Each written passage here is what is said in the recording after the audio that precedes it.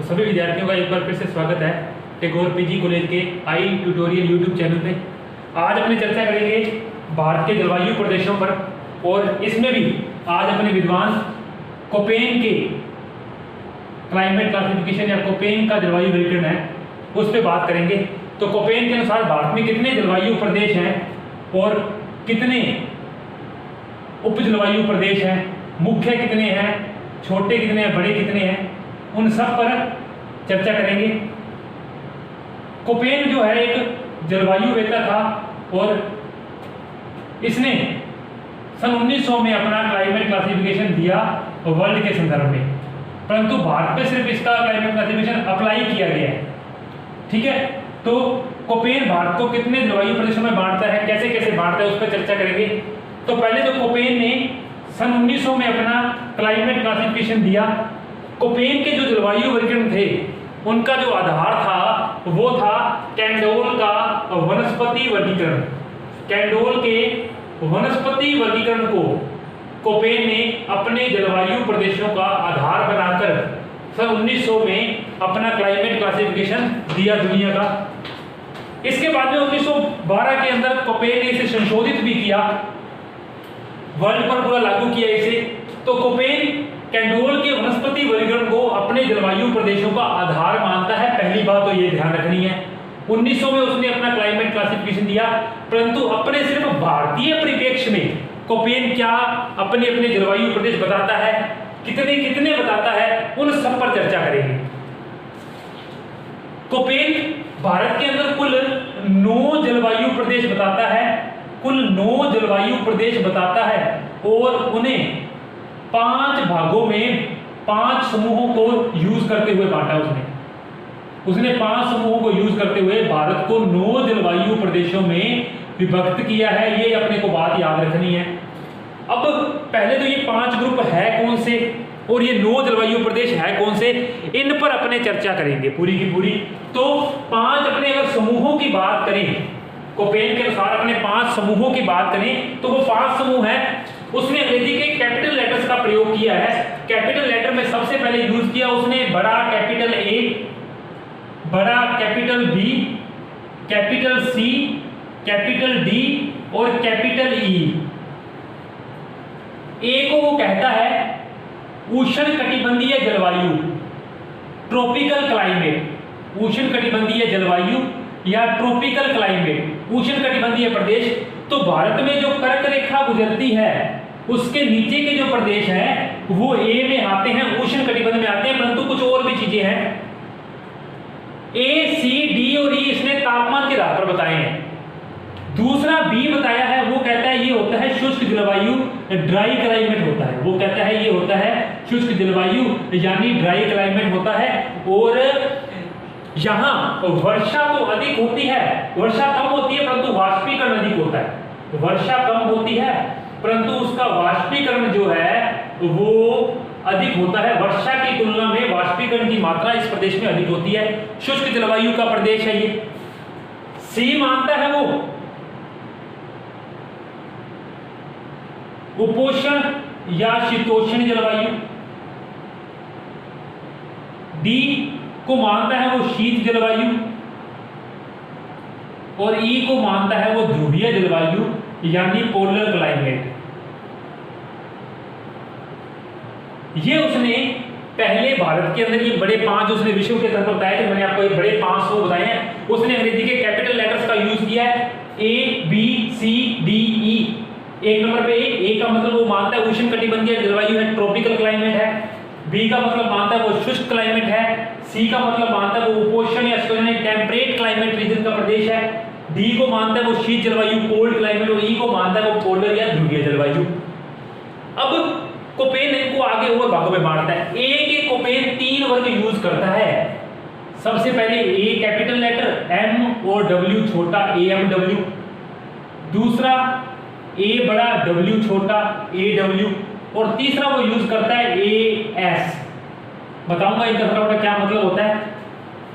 B के अंदर भी तो वो 2 वर्ग बनाता है। एक बनाता है बी बड़ा, S बड़ा, H और W। बी बड़ा, W बड़ा, H छोटा, W छोटा, सी का उसने एक ही प्रदेश माना है, CWG। डी का उसने एक ही प्रदेश माना है, डी कैपिटल लेटर F और C। जबकि ई के उसने भारत में दो प्रदेश बताए हैं, ई कैपिटल टी और ई कैपिटल एफ। तो 1 2 3 4 5 6 7 8 और 9, तो उसने 9 क्लाइमेट प्रदेश बांटे हैं, परंतु समूह कितने हैं? 5। ग्रुप उसने 5 नहीं है, उनके सब पार्ट मिलाकर उसने भारत के अंदर 9 जलवायु प्रदेश कोपेन ने बताए हैं। अपने को इतनी बात ध्यान रखनी है कि ये कैसे कैसे है। अब ये भारत में स्थित कहाँ कहाँ है, अपने पहले ए समूह की बात करेंगे, अपने डिटेल से समझेंगे पूरा का पूरा टॉपिक, डिटेल से पूरी की बात करेंगे, अपने सामने ध्यान देना है, पूरा का पूरा ध्यान रखना है इस टॉपिक पे। अब जो कोपेन है वो सबसे पहले ए ग्रुप को लेके चलता है, सबसे पहले कोपेन ए ग्रुप को लेके चलता है। और ए ग्रुप में यानी अपने बड़े पहले ए की बात कर रहे हैं, ए में उसने पहला प्रदेश बताया AMW, 2 नंबर उसने बताया ए बड़ा W छोटा, और 3 नंबर उसने बताया ए बड़ा और S छोटा। ए का मतलब मैंने आपको बता दिया, इसका मतलब होता है उष्ण कटिबंधीय जलवायु। एम का मतलब है मानसूनी जलवायु, एम का मतलब है मानसूनी जलवायु, तो इसको बोलता है उष्ण कटिबंधीय आर्द्र जलवायु।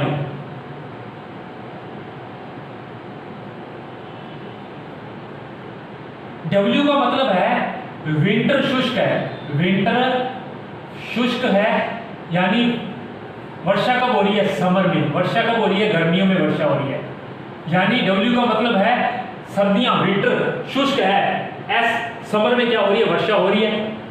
यहां भी ए का मतलब उष्ण कटिबंधीय है, डब्ल्यू का मतलब विंटर शुष्क है, वर्षा कब हो रही है? गर्मियों में। एस का मतलब है समर ड्राई है, समर सूखा है, परंतु वर्षा कब हो रही है? सर्दियों में हो रही है। वर्षा कब हो रही है? सर्दियों में। और भारत में एक ही प्रदेश है जहां वर्षा सर्दियों में होती है, अपनी चर्चा करेंगे पूरे के पूरे पे। तो पहले अपने AMW की बात करते हैं, उष्ण कटिबंधीय आर्द्र जलवायु की। तो भारत में इसके 3 क्षेत्र हैं। सबसे पहला क्षेत्र है केरल के पास का किनारा, ये वाला क्षेत्र AMW में आता है। और इसी के साथ भारत में जहां सबसे पहले मानसून आता है वो है अंडमान निकोबार। अंडमान निकोबार और भारत का पश्चिमी तट का पश्चिमी हिस्सा, अंडमान निकोबार और भारत के पश्चिमी तट का पश्चिमी हिस्सा, जहां से अरब सागरीय शाखा टकराकर इस भागों में तो वर्षा करती है, इधर के भाग शुष्क रह जाते हैं। तो AMW में एक प्रदेश तो केरल का तट, केरल का ये बात बता दूं आपको, कोंकण तट, कोंकण एरिया और मालाबार तट, जबकि अंडमान निकोबार। और तीसरा प्रदेश जो है वो है उत्तरी पूर्वी Bharat, north east India, Cherrapunji, Mawsynram, Meghalaya वाला जो एरिया है जहां भारत में सर्वाधिक वर्षा होती है, 1100 सेंटीमीटर, दुनिया में भी सर्वाधिक वर्षा वहीं होती है, चेरापूंजी, मौसिनराम। ये जो 3 क्षेत्र हैं ये AMW में आते हैं। मैंने बताया उष्ण कटिबंधीय आर्द्र, इन प्रदेशों में वर्षा 200 सेंटीमीटर से अधिक होती है, इन प्रदेशों में वर्षा 200 सेंटीमीटर से अधिक होती है। इसके 3 क्षेत्र हैं। सबसे पहला पश्चिमी घाट पर्वत का, वेस्टर्न जो घाट है का पश्चिमी भाग की पश्चिमी साइड। दूसरा प्रदेश बताया मैंने आपको अंडमान निकोबार, अंडमान निकोबार। और तीसरा प्रदेश मैंने बताया आपको उत्तरी पूर्वी भारत, उत्तरी पूर्वी नॉर्थ ईस्ट इंडिया। इसके अंदर आपको अरुणाचल प्रदेश और असम को छोड़ना है, अरुणाचल प्रदेश और असम को छोड़ना है, ये बात आपको ध्यान रखनी है, ये नहीं शामिल होंगे। तो 3 पहले के हो गए अपने। दूसरा है AMW, ये जो है ये अफ्रीका की सवाना वनस्पति के समान है, इसको बोलते हैं सवाना तुल्य जलवायु, उष्ण कटिबंधीय सवाना तुल्य, उष्ण कटिबंधीय सवाना तुल्य। W का मतलब मैं आपको बता चुका हूं, W का मतलब होता है विंटर शुष्क है, वर्षा कब हो रही है? समर में। उष्ण कटिबंधीय सवाना जलवायु भारत का कोपेन के अनुसार सबसे बड़ा जलवायु प्रदेश, भारत का कोपेन के अनुसार सबसे बड़ा जलवायु जो प्रदेश है वो AW ही है। आप कर्क रेखा से नीचे का जो पूरा का पूरा भारत देख रहे हैं वो सारा AW में ही आता है, वो सारा AW में ही आता है। तो सबसे बड़ा प्रदेश पूरा का पूरा कर्क रेखा से नीचे का भारत, कर्क रेखा से नीचे का भारत, या दक्षिणी जो भारत है आपका, या आपका जो दक्षिणी भारत है वो AW में आता है। AW प्रदेश के अंदर काउंट होता है। इस प्रदेशों में वर्षा की मात्रा 75 से 150 सेंटीमीटर के बीच में रहती है। ठीक है, ये प्रदेश भारत में सबसे बड़ा जलवायु प्रदेश AW, सवाना तुल्य जलवायु, पतझड़ी वनों का क्षेत्र है। ये पतझड़ी वनों का क्षेत्र है, पतझड़ी वनों का, यानी गर्मियों में तो वर्षा होती है, गर्मियों के बाद सर्दियों में वर्षा नहीं होती, पेड़ पौधे अपने पत्ते गिरा देते हैं।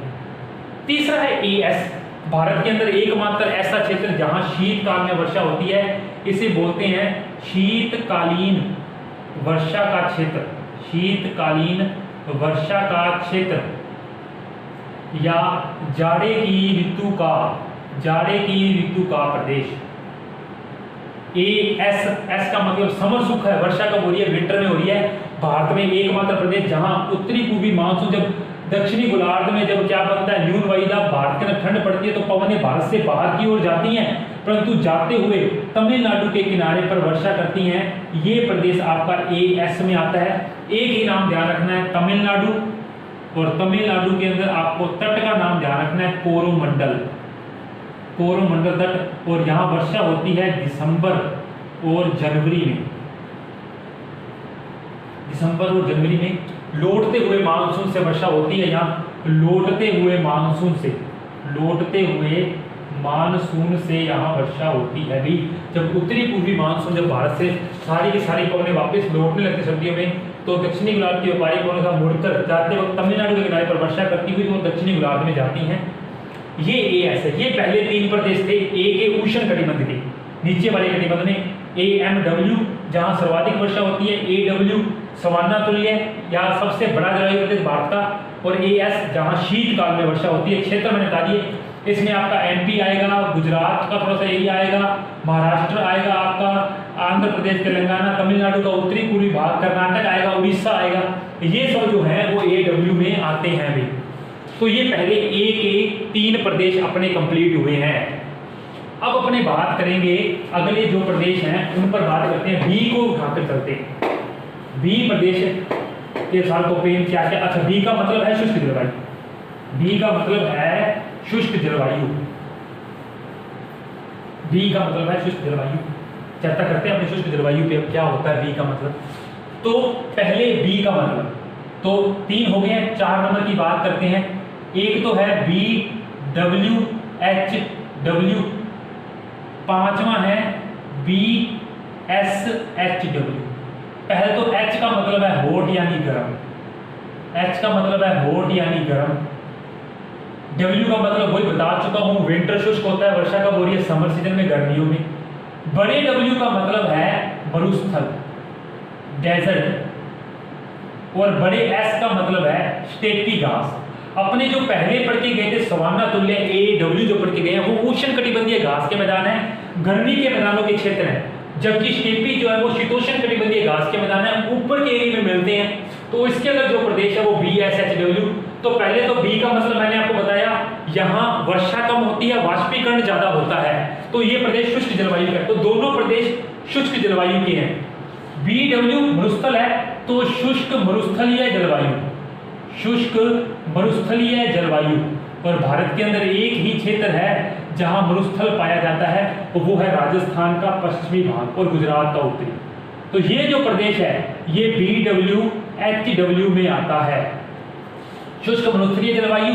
अब शुष्क मरुस्थलीय जलवायु का मतलब है यहाँ आपको मृदुबीज वनस्पति मिलेगी, वर्षा 30 सेंटीमीटर से भी कम होती है इन क्षेत्रों में, 30 सेंटीमीटर से भी कम होती है।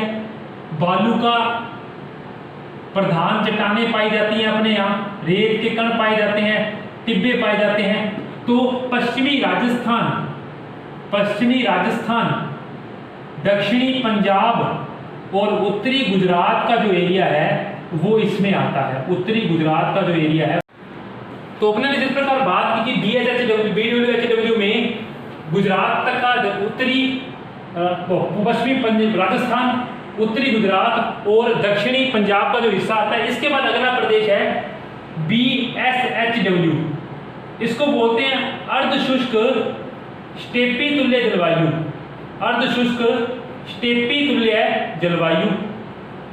ये जो प्रदेश है ये प्रदेश उन भागों में मिलता है, ये प्रदेश उन भागों में मिलता है जहां अर्धमरुस्थलीय प्रदेश मिलता है, जैसे अरावली का पश्चिम का एरिया और मरुस्थल के बीच का क्षेत्र। इसके अंदर आपका आएगा मध्य राजस्थान, इसके अंदर आपका आएगा मध्य राजस्थान, इसके अलावा उत्तरी गुजरात का कुछ एरिया। परंतु एक खासियत बात है, ये प्रदेश वो है जहां थोड़ी बहुत ही वर्षा होती है और बाकी भाग शुष्क रहता है। इसका जो दूसरा भाग है वो ये है कि जो वृष्टि छाया प्रदेश है, पश्चिमी और पूर्वी घाट के बीच का जो वृष्टि छाया प्रदेश है, यानी आपका तेलंगाना का रोयल सीमा क्षेत्र, आंध्र प्रदेश, कर्नाटक का थोड़ा सा भाग, तेलंगाना का रोयल सीमा क्षेत्र, तेलंगाना का रोयल सीमा क्षेत्र, इसके अलावा कर्नाटक का थोड़ा सा हिस्सा, आंध्र प्रदेश का थोड़ा सा हिस्सा, ये सब अर्धशुष्क स्टेपी जलवायु में आते हैं। तो BSHW एक तो यहाँ मिलता है मध्य राजस्थान के अंदर अरावली और मरुस्थल के बीच में, और एक मिलता है यहाँ। तो अपने को दोनों बातें ये ध्यान रखनी है। अगला जो कोपेन ने क्लाइमेट क्लासिफिकेशन जो बताए हैं वो ये है कि ये 5 आपके कंप्लीट हुए। छठा जो है वो है अपना कोपेन के अनुसार CWG, और 7वां जो बताया कोपेन ने वो बताया DFC। तो अपने जो फर्स्ट प्रदेश में AMW में जो अपने असम और अरुणाचल प्रदेश छोड़े थे वो इसी के अंदर ही शामिल होते हैं। CWG में G का मतलब है गंगा तुल्य जलवायु। CWG में G का मतलब है गंगा तुल्य जलवायु, या इसको बोलते हैं उपोष्ण मानसूनी जलवायु। उपोष्ण मानसूनी जलवायु, यहाँ जो वर्षा है वो 75 से 200 सेंटीमीटर के बीच होती है। ये पंजाब से शुरू होता है, पंजाब से लेकर हरियाणा, पंजाब पहले जैसे काउंट करेंगे अपने पंजाब, हरियाणा, इसके बाद में आपका पूर्वी राजस्थान, इसके बाद में आपका यूपी, आपका बिहार, वेस्ट बंगाल और आपका असम। जो बंगाल की खाड़ी की मानसूनी शाखा से वर्षा प्राप्त करता है पूरा का पूरा एरिया ये। तो G का मतलब है गंगा तुल्य जलवायु, W का मतलब मैं आपको बता चुका हूं विंटर, शुष्क है, वर्षा समर में हो रही है। अगला है DFC, इसे बोलते हैं शीत आर्द्र जलवायु। अब शीत आर्द्र जलवायु का मतलब है शीत ऋतु में F का मतलब होता है फुल रेन, F का मतलब होता है full rain. Full rain Arunachal Pradesh के हिस्से में, तो इसमें सिर्फ एक ही हिस्सा शामिल है भारत का, अरुणाचल प्रदेश। शीत आर्द्र जलवायु, सर्द वर्षा जो है शीत में भी वर्षा हो रही है उस एरिया में, ठंडे प्रदेश में ऊपर है फिर भी उस वहां वर्षा हो रही है। तो शीत आर्द्र जलवायु अरुणाचल प्रदेश के अंदर पाई जाती है। बहुत बार ये क्वेश्चन आया है किसी कंपटीशन एग्जाम में। अब अपने जो 2 प्रदेश रह गए वो रह गए ET और EW। ET और EW क्या है उन पर चर्चा करेंगे अपने। E का मतलब मैंने आपको बताया ध्रुवीय जलवायु से, कोपेन के अनुसार E का मतलब है ध्रुवीय जलवायु से। तो एक प्रदेश है 8 नंबर आपका E बड़ा और T भी बड़ा, और 9 नंबर है E बड़ा और F बड़ा। ET का मतलब है टुंड्रा जलवायु, T लिखे हुआ T का मतलब टुंड्रा जलवायु, और F का मतलब है फुल रेन बताया मैंने, पर तो कैपिटल F का मतलब है वर्षा बर्फ के रूप में हो रही है, हिमपात के रूप में हो रही है, इसे प्योर ध्रुवीय जलवायु कहा जाता है। अब यहां इन दोनों में फर्क क्या है? दोनों एक ही क्षेत्र में मिलते हैं, DFC यहां मिलता है, CWG यहां मिलता है, दोनों एक ही क्षेत्र में मिलते हैं। फर्क ये है कि टुंड्रा जलवायु जो है वो 3000 से 5000 मीटर के बीच के एरिया में मिलती है, जबकि ध्रुवीय जलवायु 5000 मीटर से ऊंचे एरिया में मिलती है। दोनों जम्मू कश्मीर, उत्तराखंड, हिमाचल प्रदेश के पर्वतीय भागों में है।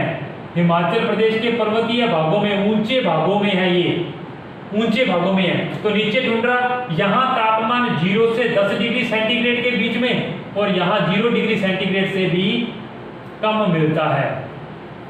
तो ये दोनों जलवायु प्रदेश थे कोपेन के अनुसार। पूरे 9 पर चर्चा हो चुकी है। AMW AWAS ए ग्रुप के 3 नाम थे, BWHW, BSHW बी ग्रुप के 2 थे, CWG का 1 था, DA का 1 था और E के 2 थे, ये टुंड्रा और ध्रुवीय जलवायु।